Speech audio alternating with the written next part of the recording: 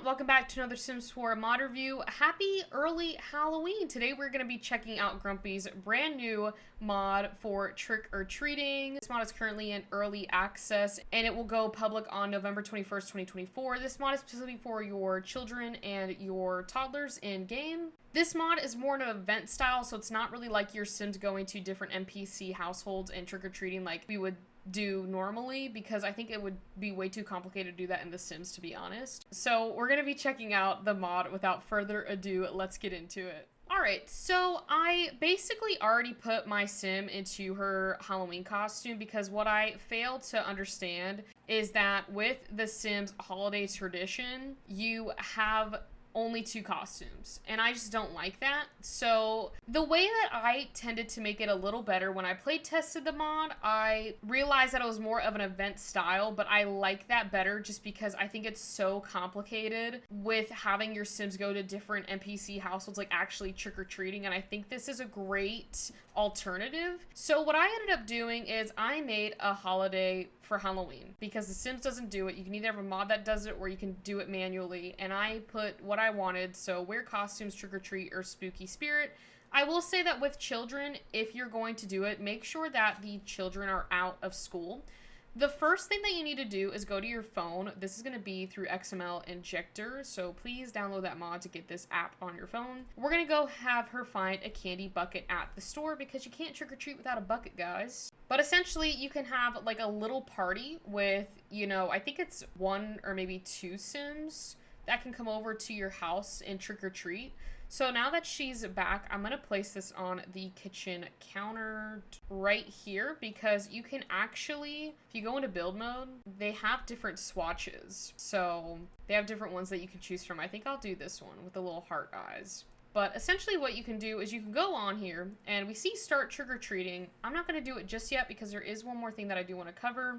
Probably see in my Sims inventory a candy.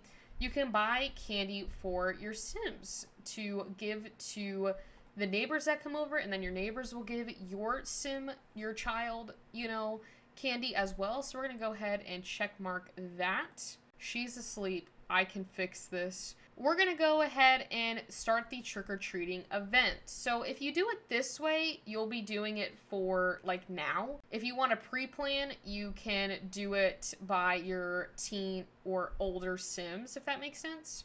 But now that we have the list of children available, I think we'll do Atlas Michelson because he's like the closest one since I'm in San Sequoia. And then the children will be Autumn. I think if I'm not mistaken, okay, only 1 is required. I don't know, this might go up in time. This mod is brand new, but as of right now, you can have 1 child from another world or whatever come to your house, and then you can have 4 of your people that you want to invite. So maybe you have maybe your child has friends, they can invite them through this panel as well. And so we can either choose the Michelson's residence or my Sims 4 residence, and I think we'll just do my house. And we'll go ahead and click done. And then you have these tasks that you need to do. But again, it's like a party, which I love.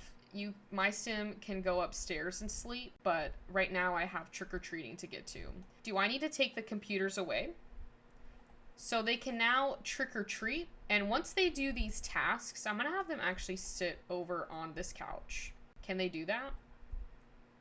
Oh, she's like on her computer, but you can see that they have this little like victory thing, and she's got candy. Like she'll get candy every time she asks the questions, but I just need them to get to the couch. But I love this alternative so much better because it's like they're going out trick-or-treating, but it's more controlled in that aspect of where you're not running around and trying to make sure that you're running it on time, because the Sims 4 clock does go pretty quick. So to be able to do all of this stuff is great, but you can also go through all of these and then maybe you can be like, listen, you need to get more candy next year. And then that kind of wraps it up. And then after they've done she likes argumentative Sims. I can smell a toxic future for her. Anyways, basically you'll get a Princess of Halloween. If you had a son, they would get a Prince of Halloween. And that kind of sums up this mod. But I think it's so cute because they also have costumes that they can wear. So like for instance, if I wanted to go into this Halloween costume and makeup panel. She can put on a ghost costume, which is just incredible. She can then remove that one. Probably doesn't look the best with her actual costume on. She can wear like bat wings, and then she can also wear like a witch hat. So that could work if you have like custom content. Highly recommend that. And then you also have like makeup as well. So you have a lot of options within this little panel of like different stuff to do with Halloween wise.